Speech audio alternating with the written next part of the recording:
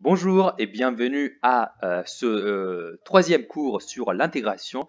On va commencer tout de suite avec la résolution des exercices qui sont aujourd'hui des vrais classiques.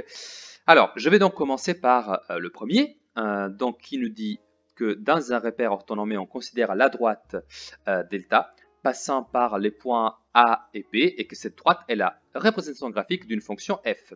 Et il nous demande de calculer quelque chose. Alors, premièrement, déjà, plaçons les points, comprenons de quoi s'agit-il. Alors, ça va être simple. Alors, A, c'est moins 4, 4, B, c'est 2, 1. Donc, je vais me faire mon petit repère comme cela. Alors, je sais que A, c'est moins 4, 4. Donc, je vais le mettre là, c'est moins 4. L'autre, c'est 1, 2, 3 et 4. C'était bien moins 4, moins 4. Attention, je crois que j'ai dit moins 4, 4 tout à l'heure, excusez-moi.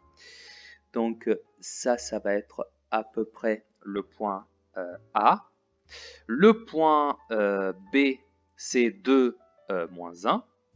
Donc 1, 2, et là j'ai moins 1 du coup comme ordonnée. Donc ça c'est le point B.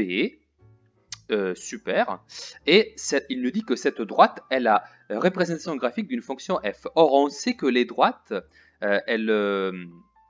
les droites, on peut toujours trouver quelle est leur équation grâce au chapitre que vous avez étudié, le chapitre équation de droite. Eh oui. Donc, bon, déjà, laissez-moi juste vous la tracer.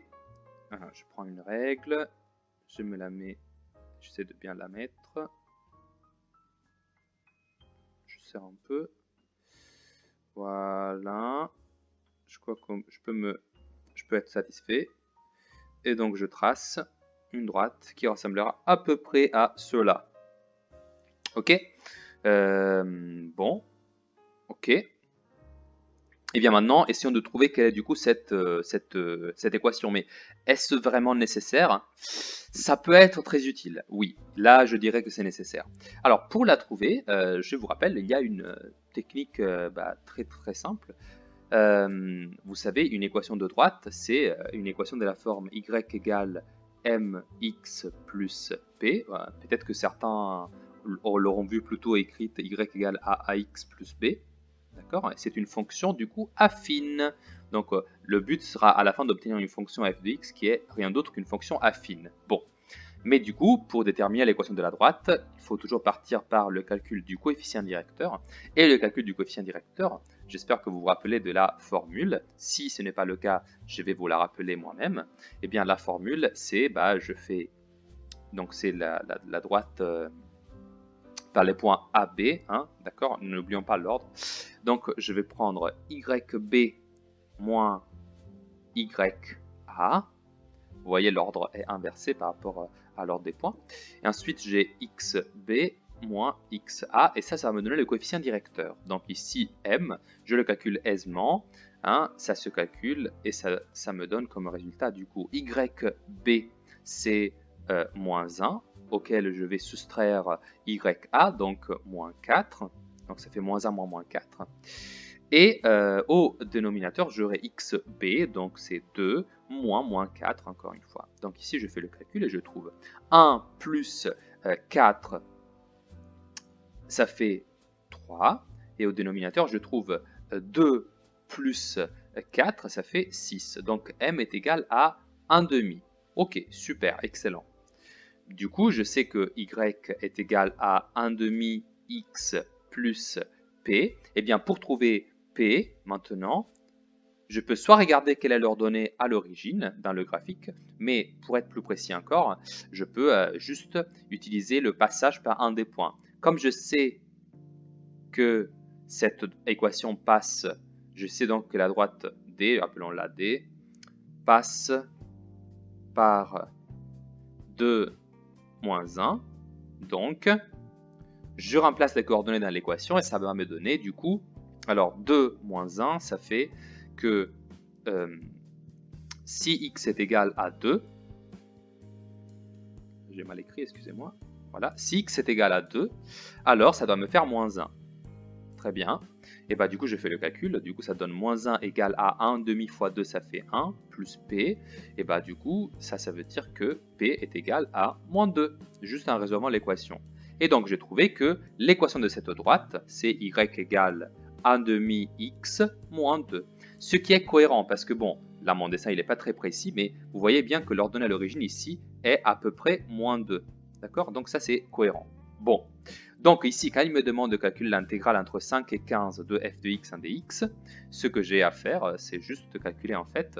Donc là je vais me faire une barre pour me faire comprendre que c'est bon, j'ai compris ce que je dois faire.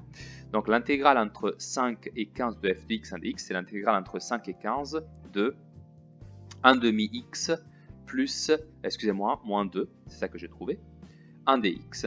D'accord? Parce que cette équation de droite, ça correspond à la courbe représentative de la fonction f de x égale 1/2 x moins 2.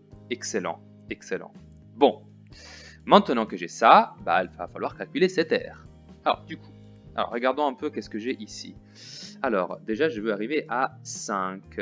Donc, c'est 1, 2, 3. Je crois que si je mets x égale à 4 là-dedans, ça fait, imaginez de calculer f de 4, ça fait 1/2 fois 4 moins 2, donc ça fait bien 0. Donc ici, c'est logique que pour x égale à 4, ça passe par 0. Et donc là, j'aurai 5, et ensuite je continue jusqu'à 15. 6, 7, 8, 9, 10, 11, 12, 13, 14. Ah, je suis arrivé presque à la fin. D'accord. Et donc, je prolonge un peu mon axe pour arriver jusqu'à 15. Super. Ok. Donc, ici, je vais tracer... Je vais me faire quand même une petite... un signe d'arrêt pour mon graphique. Voilà. Donc, l'aire que je suis en train de traiter dans cet exemple, c'est l'aire que je suis en train d'assurer en jaune à ce moment-là. D'accord? Toute l'aire qui se trouve ici. Voilà, c'est ça qui m'intéresse dans cet exercice. D'accord. Alors, c'est quelle figure géométrique déjà? Je pense que vous l'avez vu venir parce que je vous ai fait plusieurs exemples, j'espère. C'est un trapèze, parce qu'on voit bien qu'il y a deux côtés parallèles. C'est la droite x égale à 5 et l'autre droite x égale à 15. Entre-temps, je termine d'assurer l'aire. C'est important d'avoir une représentation graphique vraiment géométrique de ce qui se passe. Hein. Donc, n'hésitez pas à vraiment assurer, parce que ça peut vraiment vous aider par la suite. D'accord? Donc, c'est ce beau trapèze jaune que je suis en train de me dessiner. Et croyez-moi, tout va être beaucoup plus facile une fois que je saurai quelles sont les coordonnées des 4 points du coup qui définissent le trapèze. D'accord? Bien sûr, parce qu'après je pourrais juste calculer son aire très facilement. Alors du coup, je sais qu'entre 5 et 15, la distance c'est 10. C'est juste besoin de faire 15 moins 5 et voilà, c'est tout. Ensuite, je dois calculer du coup quelle est la grande base ici du trapèze et la petite base qui est juste là. Ok? Et pour faire ça, du coup, j'ai besoin des ordonnées des deux points. Le point du coup ayant abscisse égale à 5 et le point ayant abscisse égale à 15. Donc je calcule f de 5 et ça fait du coup 1/2 fois 5 moins 2 et je calcule ensuite f de 15 qui va faire du coup 1/2 fois 15 moins 2. Alors d'abord 1/2 fois 5 ça fait 2,5. 2,5 moins 2 ça fait 0,5. J'en déduis du coup que cette hauteur là c'est 0,5. Très bien. Je le fais pour f de 15. Ça fait 1/2 fois 15, ça fait 7,5. Moins 2, ça fait 5,5, 5,5. Donc je déduis que cette hauteur là c'est bien égal à 5,5. Super. Maintenant je peux calculer l'aire. Et oui. L'aire ici ça se calcule assez aisément avec la formule du coup. Je l'écris ici bien sûr. Donc c'est la petite base 0,5 plus la grande base 5,5 fois la hauteur, donc 10 divisé par 2. Okay, c'est la formule du trapèze. Alors je sais que parler de petite base et de grande base pour un trapèze qui est, on dirait en langage courant, penché, il est couché si vous préférez, ça peut être un peu bizarre, mais sachez, je vous rappelle que du coup le trapèze, quand on le représente, on appelle toujours la hauteur, le côté 10. Je pense qu'avec ce petit dessin, vous voyez, tourné de 90 degrés, vous allez mieux comprendre. Vous voyez que ça, c'est la petite base 0,5. La grande base, ici, c'est 5,5. Et la hauteur, vous la lisez juste là, dans ce trapèze rectangle, elle est égale à 10. D'accord? J'espère que comme ça, c'est peut-être plus clair. Donc, je reviens à mes calculs là-haut. Eh bien, si je fais ces calculs, ça va me donner 0,5 plus 1,5, ça fait 6. 6 fois 10, ça fait 60. 60 demi, ça fait 3. J'ai donc terminé mon calcul. Cette intégrale est égale, excusez-moi, 30. Excusez-moi, j'ai oublié un 0.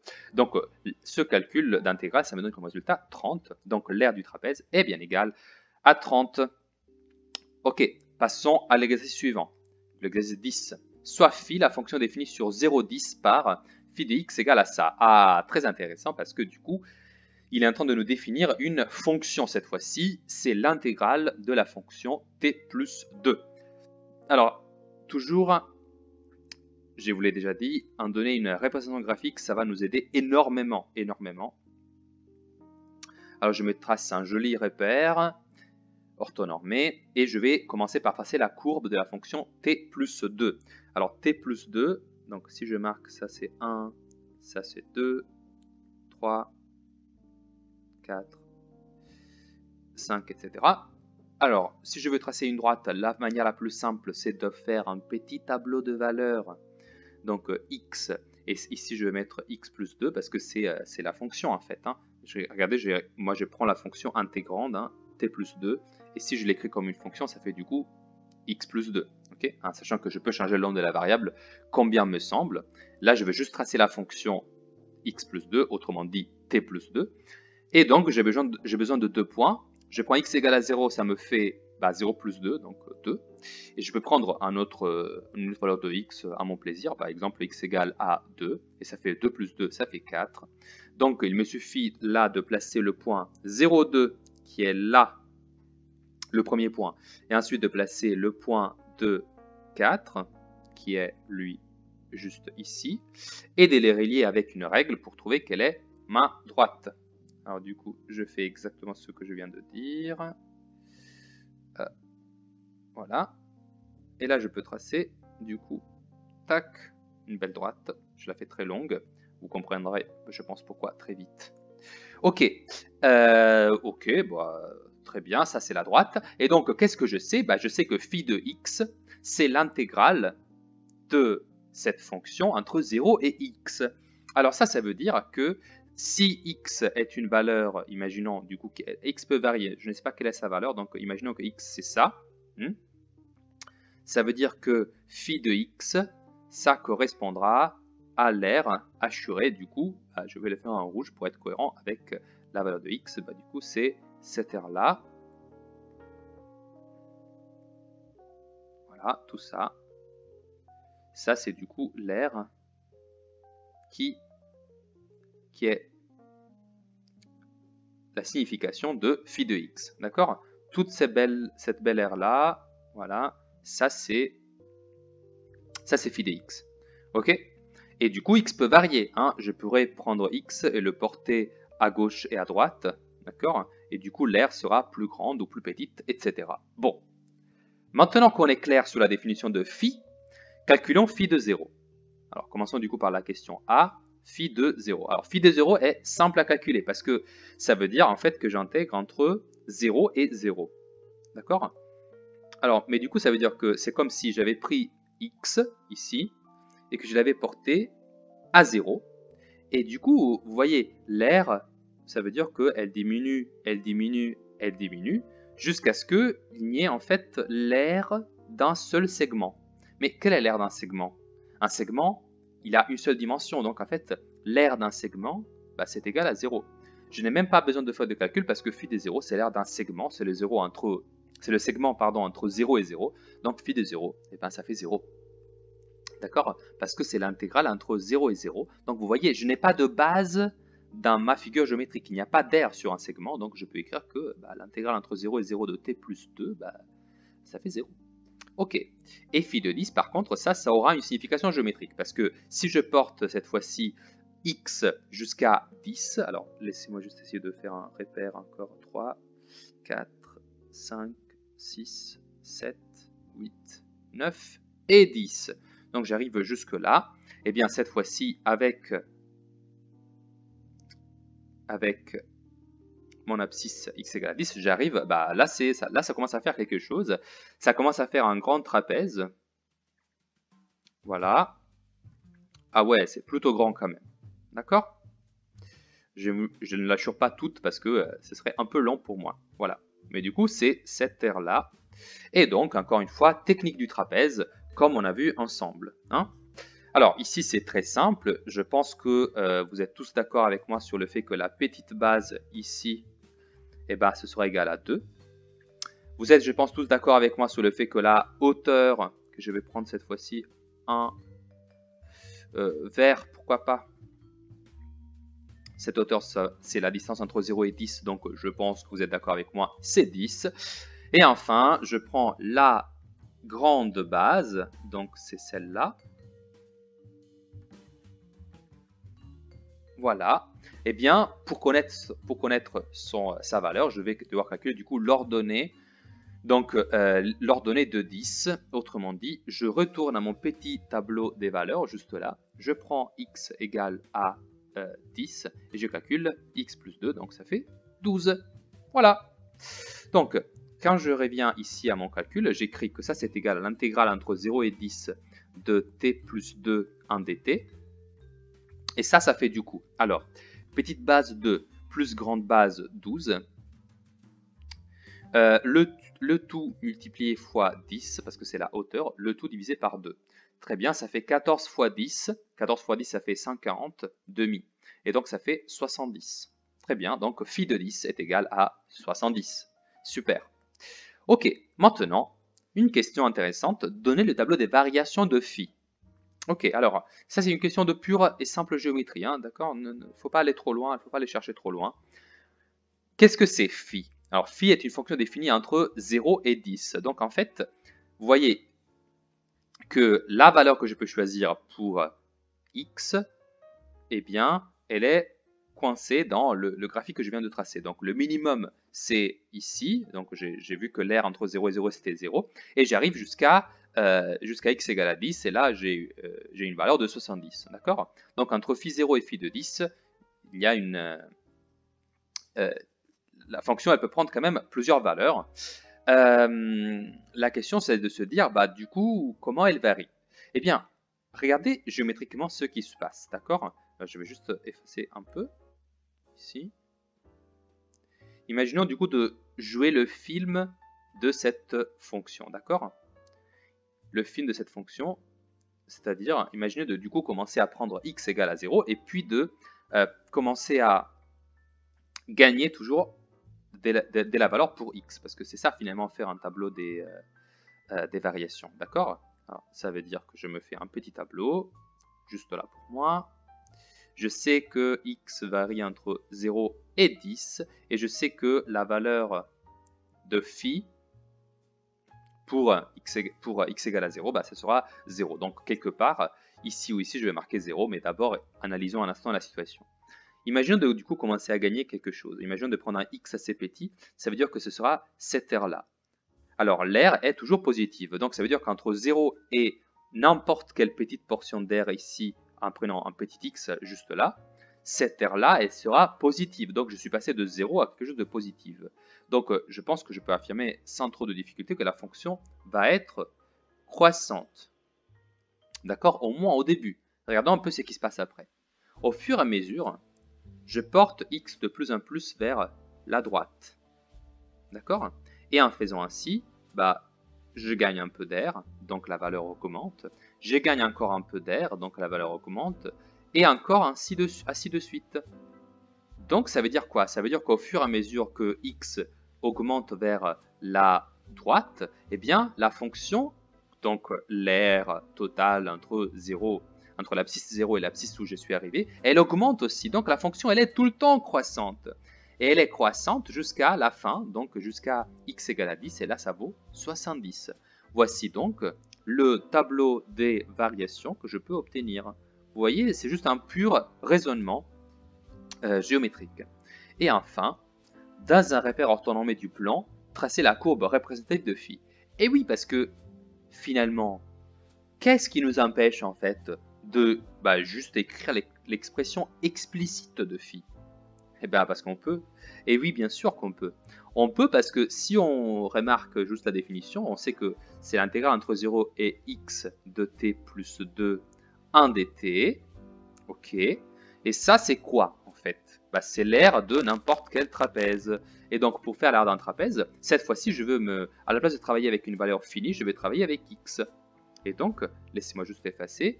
Et donc, je vais prendre, imaginons du coup, cette ampleur-là. Donc, c'est la valeur entre 0 et x. Donc, la hauteur, ça va valoir x. Je sais que la petite base, ça vaut toujours 2. Et maintenant, je dois calculer juste la valeur de la grande base. Mais la valeur de la grande base, si j'avais pris x comme valeur de l'abscisse, eh ben, ce sera la hauteur f de x. Or, f de x, c'est x plus 2. Donc, laissez-moi juste écrire tout ce que je viens de dire. Pour l'aire, j'aurais du coup à faire 2 plus la grande base. Alors, la grande base, on l'a dit, c'est l'image de la fonction intégrande pour x. Donc, c'est x plus 2. C'est ça la grande base. Hein.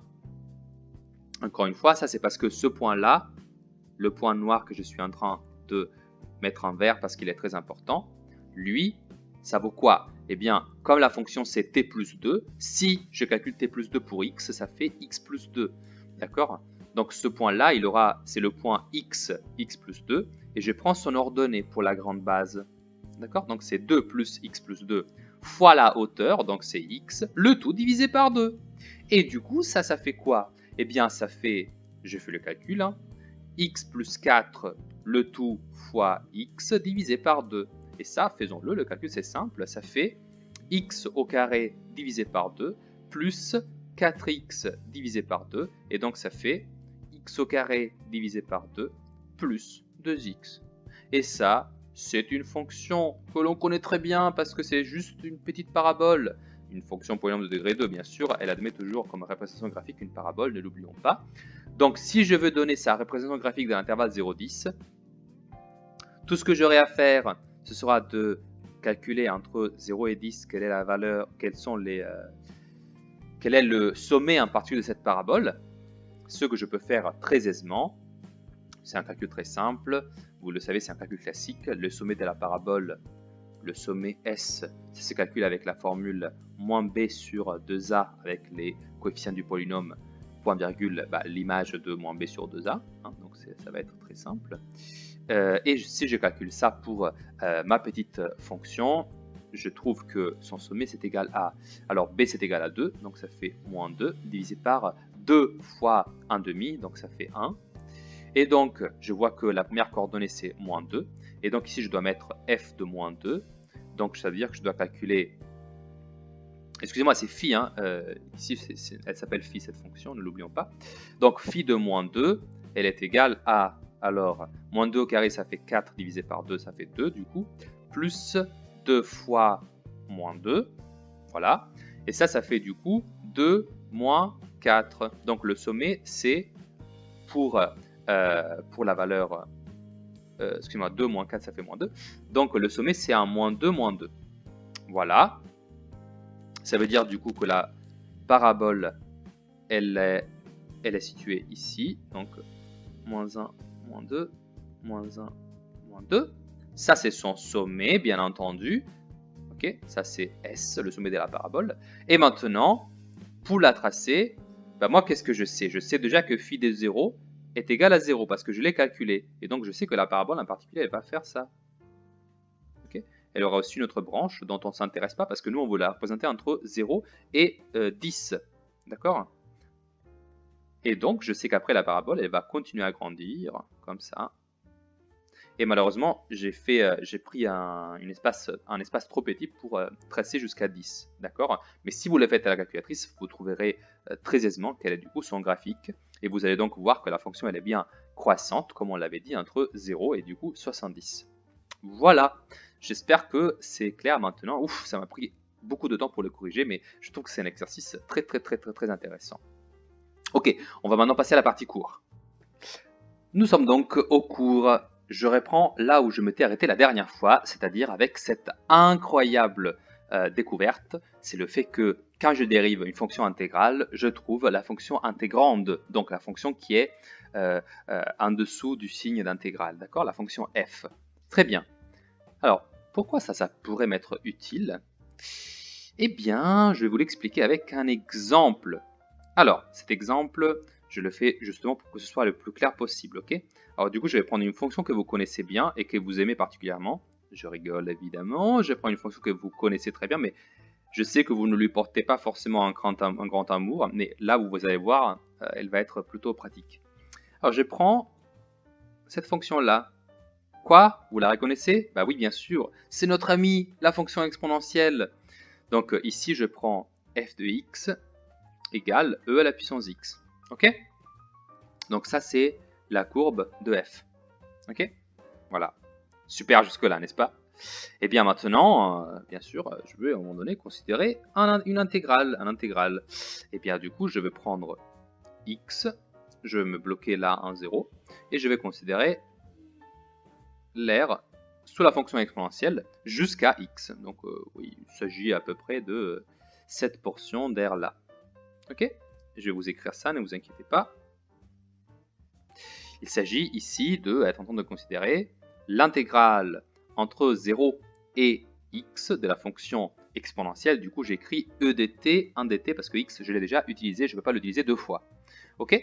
Et j'appelle cette fonction, du coup, la fonction grand f de x.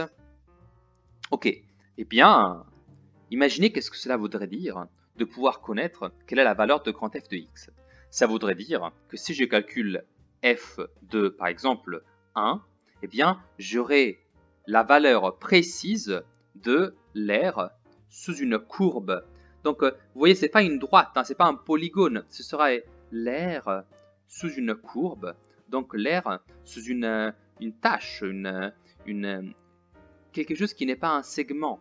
Vous comprenez l'avancée technique de cela? Cela nous permettra de calculer l'air de n'importe quoi en fait, parce que dès que vous prenez sur une feuille et vous faites un croquis, bah, vous faites des lignes qui ne sont pas forcément droites, et vous ne pouvez pas tout de suite en calculer l'air, et bien comme ça on pourrait le calculer. Mais problème, bah, je ne sais pas combien ça vaut f de 1, justement. Alors je vais me laisser ce problème-là entre parenthèses et je vais juste analyser un instant grand f de x. Alors, grâce à la propriété précédente, je sais quelque chose sur f de x. Je sais que si je calcule sa dérivée f' de x, eh bien ça c'est égal à la dérivée de la fonction intégrale et donc juste e à la puissance x. Je le sais ça, hein. Je vous rappelle, hein, c'est la propriété qui est juste là. En fait, si je dérive une fonction intégrale, c'est comme si juste j'enlève le signe intégral et il me reste e à la puissance x ici du coup. Ok, mais alors, je peux me demander, une fois que je regarde f', vous voyez, moi je connais sa dérivée, mais je ne connais pas quelle est la fonction f'. Et du coup, je peux me poser la question, quelle fonction, une fois dérivée, me donne comme résultat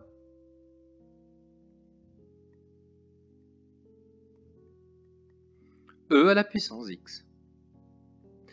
Alors, avant que je donne la réponse, arrêtez-vous et réfléchissez-y un instant. Quelle est la fonction telle que sa dérivée est égale à l'exponentielle? Juste l'exponentielle, tout court. Vous l'avez? Bah, si ce n'est pas le cas, prenez le temps d'y répondre tout seul, chez vous, derrière votre écran, et revenez ici après. Bon, si vous êtes là, j'imagine que vous voulez la réponse. Eh bien, je pense que ce n'est pas un mystère. Si je prends une fonction telle que sa dérivée doit être l'exponentielle, bah, la seule possibilité, c'est que ce soit l'exponentielle. Parce que je sais que la dérivée de l'exponentielle, c'est encore l'exponentielle. Et là, champagne, on pourrait se dire bingo, j'ai gagné, c'est bon. Mais attention, ce n'est pas aussi simple que ça. Parce que vous savez que juste à côté de ma fonction, ici, je peux toujours ajouter, et d'ailleurs ça je peux le faire partout, hein, je peux rajouter un petit 0. Donc ça veut dire que je dois la réponse à ma question, ce n'est pas quelle fonction une fois dérivée me donne comme résultat e à la puissance x, mais quelle fonction une fois dérivée me donne comme résultat du coup e à la puissance x plus 0. Et vous savez très bien que toutes les constantes, une fois dérivées, eh ben, elles donnent comme résultat 0. Donc ici, je suis obligé de rajouter une constante. Laquelle? Je ne sais pas. Et du coup, je dois rajouter une fonction que j'appellerai juste une constante, quoi. Et donc, je l'appelle c. Donc c, c'est une valeur réelle. Et il est vrai que maintenant, imaginez de dériver f', donc imaginez de dériver grand f de x. Si je fais la dérivée, ça fait bien e à la puissance x plus 0. Donc c'est bon, hein. Ça, c'est sûrement une primitive parce que ça respecte cette propriété. Ah, j'ai utilisé un nouveau mot. J'ai dit primitive. En fait, ce n'est pas une nouveauté. Vous avez commencé à en parler en physique, donc ce que je dis, ça ne devrait pas trop vous surprendre. Mais bon, nous reviendrons sur cette définition plus tard. Ok, donc restons un instant avec ça. On a trouvé quelle est une expression possible de grand f de x. Je dis une parce que je ne sais pas quelle est la valeur de c. Ok, ça va jusque-là? Bon, essayons de trouver du coup la valeur de c maintenant. Il faut qu'on exploite les indications du terrain. Vous voyez, c'est un peu comme une recherche sur d'un mystère, d'accord? Un peu comme dans une escape room, si vous voulez, dans une énigme. Eh bien, regardons un peu ce que l'on sait. On sait que la fonction grand f de x, elle est définie comme l'intégrale entre 0 et x de e à la puissance t en dt. Alors, essayons d'exploiter cette expression. Moi, je sais aussi, du coup, que l'intégrale entre 0 et 0, c'est la valeur la plus simple que je peux calculer de e à la puissance t en dt. Comme dans l'exemple précédent, ça doit faire 0. Et je sais aussi que comme la définition de grand f de x, c'est l'intégrale entre 0 et x, ça correspond à grand f de 0. Ok? Cependant, je sais aussi que grand f de 0 doit être égal à l'expression que je trouvais précédemment, donc e à la puissance 0, plus la constante. Et maintenant, regardez, grand f de 0 est égal aussi à 0. Donc ici, je peux écrire que 0 est égal à e à la puissance 0 plus c. Et ça veut dire quoi? Eh bien, ça veut dire que 0 est égal à 1 plus c. Et donc, je peux en déduire que moins 1 sera égal à c. Eh oui! Eh oui! Donc, je trouvais que cette fonction intégrale que je vous ai écrite juste là, vous voyez, celle-là,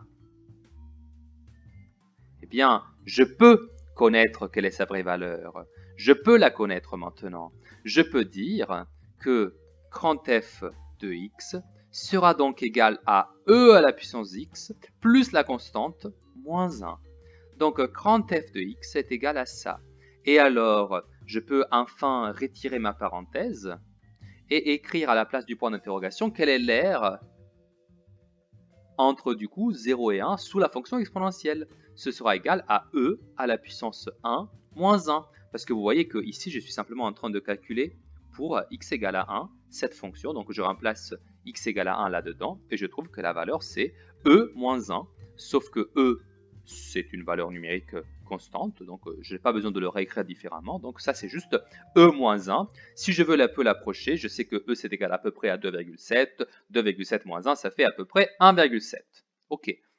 Et donc ce nombre-là, 1,7, c'est bien sûr 1,7 unités d'air.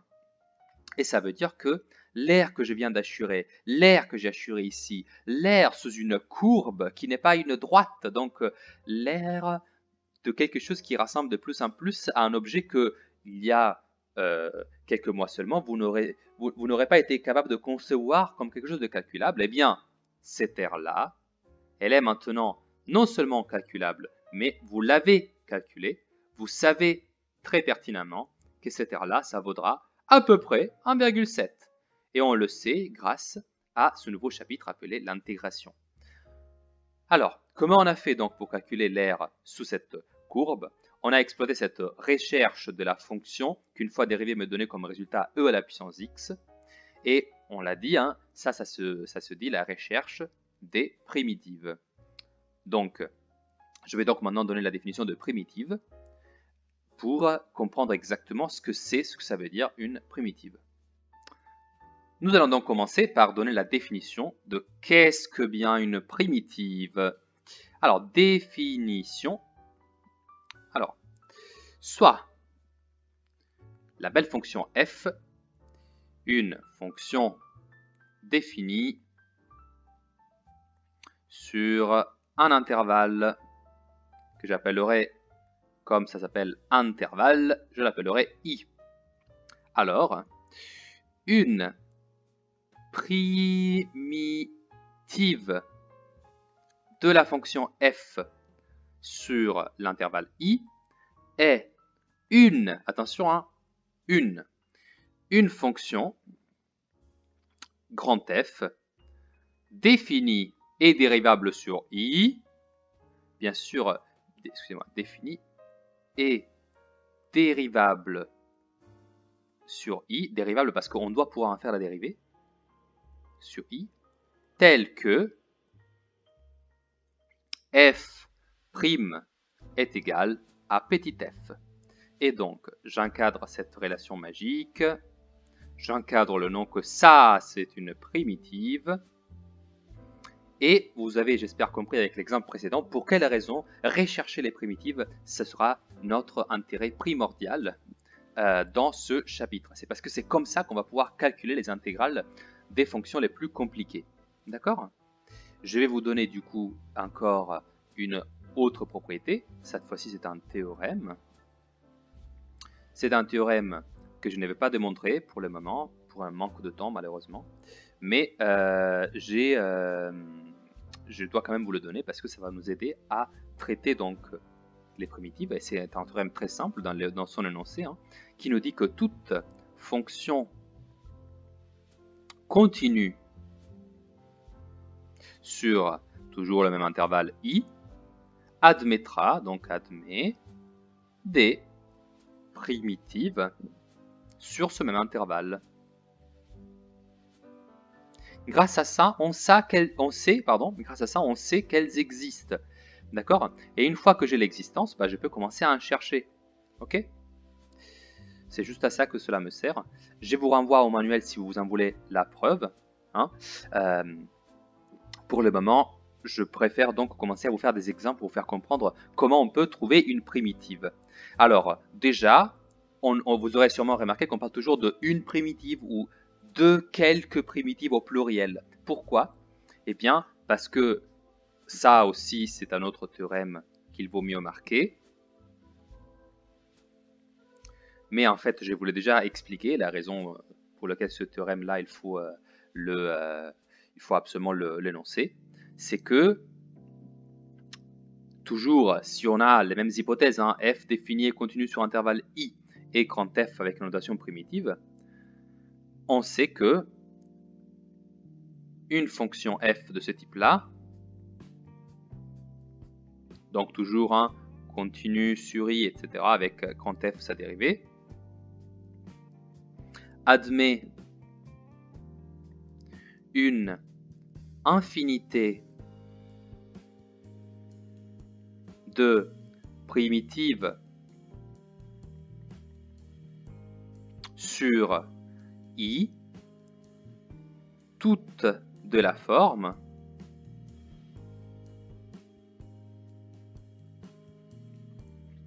grand F de x plus constante, avec la constante appartenant à l'ensemble des réels.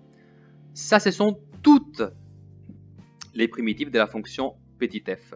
D'accord? Et bien sûr qu'elles sont une infinité, parce que C, je peux la choisir parmi une infinité de nombres réels. D'accord? Et ça, de ça, je vous ai déjà donné une preuve dans l'exemple, parce que bien sûr, si vous remplacez dans mon exemple la fonction e à la puissance x avec n'importe quelle fonction petit f, vous trouverez ce même résultat. D'accord? Alors, une fois que j'ai dit tout ça, allons chercher des primitives. Parce que oui, bien sûr, on a beau croire qu'elles existent, il faut quand même en voir quelques-unes. Hein. Il ne faut pas croire sur parole non plus. Ok? Alors, donnons quelques exemples. Donc, exemple de primitives de fonctions classiques.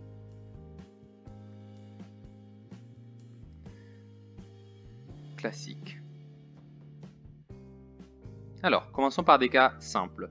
Je me fais un petit tableau, ok? Alors, je vais mettre ici petit f. Et je vais mettre ici grand F, toujours plus une certaine constante, avec C appartenant à l'ensemble des réels, d'accord? En sachant que du coup, le lien, ce sera toujours que si vous effectuez la dérivée dans ce sens-là, donc vous dérivez grand f pour trouver petit f, eh bien vous avez bien l'égalité entre f' et f. Voilà. Ok? Alors du coup, commençons avec quelque chose de simple. Si je prends, imaginez du coup une constante. Imaginez par exemple, je ne sais pas moi, moins 2. D'accord? C'est une constante agréable comme toute. Ok. Quelle est la fonction que je dois dériver pour obtenir moins 2? Réfléchissez-y un instant. Peut-être que vous l'avez. Si vous ne l'avez pas, mettez la vidéo en pause et attendez de trouver le résultat par vous-même. Mais si vous êtes toujours là, la solution c'est moins 2 fois x plus une constante. Donc en fait c'est une fonction affine. La fonction affine ayant comme coefficient directeur moins 2. Et alors, à la place d'écrire cet exemple-là comme ça avec le moins 2, permettez-moi de effacer. Et à la place de mettre un nombre spécifique qui est, oui bien sûr, une constante, mais voilà, ce n'est pas c'est juste une constante très précise, permettez-moi de prendre comme constante maintenant la valeur k. K, ça peut être n'importe quelle valeur réelle. Eh bien, quelle est la fonction qu'il faut dériver pour l'obtenir? Ce sera juste k fois x plus une autre constante c. Voilà tout. Ok? Bon, passons à quelque chose de connu, juste x. Quelle est la fonction grand f que, une fois que je la dérive, j'obtiens x? Alors, vous savez que si j'avais écrit, imaginez, 2x juste ici, ce serait la fonction x au carré qu'il faudrait dériver. Mais malheureusement, je n'ai pas de 2. D'accord? Il n'est pas là. Et du coup, il faut que je la modifie. Et je sais que 2 qui est là, si je veux le faire disparaître, je dois effectuer une belle division par 2. Et en effet, si je dérive x au carré divisé par 2, ça me fait 2x divisé par 2, et donc ça fait x. Et bien sûr, je ne dois pas oublier, plus ma bien-aimée constante. Voilà. Et de la même façon, je peux attaquer x à la puissance 3. Parce que si je dérive, excusez-moi, x à la puissance 2, excusez-moi. D'abord, faisons les choses dans l'ordre. X à la puissance 2, comment je peux l'obtenir? Eh bien, si je dérive x à la puissance 3, je vais trouver 3x au carré. Mais moi, je ne veux pas avoir de 3 devant x au carré. Et donc, je vais faire x à la puissance 3 divisé par 3 plus la constante pour obtenir 3x au carré, du coup divisé par 3, donc x au carré. Très bien. J'espère que c'est clair encore. Comment pourrait-on généraliser cela? Je pense que vous avez compris quelle est l'idée. Vous voyez, x, sa primitive, elle gagne un exposant. Et ici, au dénominateur, vous voyez, il y a exactement le même exposant. Là, il y a un 3, là, j'ai mis un 3. Et par rapport au 2, qu'est-ce que j'ai fait? En fait, j'ai augmenté de 1 pour trouver quelle était la valeur à caser là et là.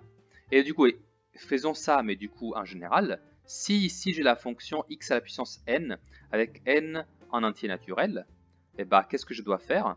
Je devrais faire x à la puissance n plus 1, donc j'augmente de 1. Au dénominateur, j'ai réécrit la même chose, n plus 1, et là je fais plus la constante. Voilà donc. Ok, changeons de domaine. Là, on n'a fait que des polynômes. Vous savez que la fonction exponentielle, ça je l'ai traité dans l'exemple, du coup c'est e à la puissance x plus constante. Ça passe nickel, c'est facile là. Bon, et là, je sens déjà les frissons arriver si j'écris ici sinus de x. Bon, allez, c'est pas trop dur.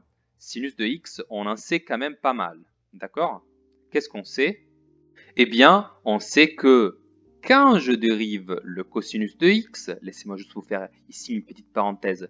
Quand je dérive le cosinus de x, je trouve moins le sinus. D'accord? Ça, normalement, vous le savez par cœur. Et alors, qu'est-ce qui se passe si je dérive moins le cosinus? Eh bien, j'aurai le moins, qui est la constante multiplicative, fois, du coup, bon, il ne faudrait pas l'écrire comme ça, moins, parenthèse, moins sinus de x. Vous voyez bien. Mais alors, ça va me faire directement sinus de x. Je vais donc trouver quelle est la fonction que je dois dériver pour obtenir sinus de x. Il s'agit de moins cosinus et, naturellement, plus la constante. Et je peux faire le même raisonnement exact avec le cosinus. Là, c'est encore plus simple parce que vous le savez, le sinus dérivé, ça me donne directement le cosinus. Donc, c'est sinus de x plus la constante. Ok. Dernière pour le moment, hein, bien sûr, parce qu'il y en a un bon nombre encore que je peux essayer de trouver. Qu'est-ce qui se passe si j'écris ici 1 sur x? Qui se souvient de quelle est la fonction telle que sa dérivée est égale à 1 sur x? Encore une fois, mettez la vidéo en pause et allez chercher dans votre cahier. Je vous vois déjà venir à ne pas mettre en pause. Bon, si vous êtes encore là, c'est le logarithme, bien sûr que c'est le logarithme, plus une constante, ne l'oublions pas. Ok? Alors, regardez déjà quel beau tableau de primitives que nous avons obtenu. D'accord? Il y en a déjà quand même pas mal. Alors, c'est pas vraiment de nouveauté, hein, c'est des choses que vous pouvez déduire facilement juste en connaissant la définition de qu'est-ce qu'une dérivée et qu'est-ce qu'une primitive. Hein. Donc, il n'y a pas vraiment de grosses nouveautés théoriques, mais je sais qu'il faut un peu de temps en général pour s'y faire, pour que cela devienne naturel. Donc, on va commencer par, juste pour le moment, vous donner des exemples des primitives de fonctions classiques, mais sachez que le but des exercices qui viendront, ce sera toujours de trouver vous-même, du coup, de déterminer par vous-même des primitives et de les exploiter, bien sûr, pour calculer des intégrales. D'accord? Donc, pour le moment, je m'arrête là avec mon cours de la journée. Ça a été déjà assez long. Je vous invite à faire les exercices que je vous donne à faire pour les entraînements. C'est vraiment très important. Donc, le prochain cours sera mercredi. Je vous souhaite donc une très bonne journée et je vous dis à bientôt.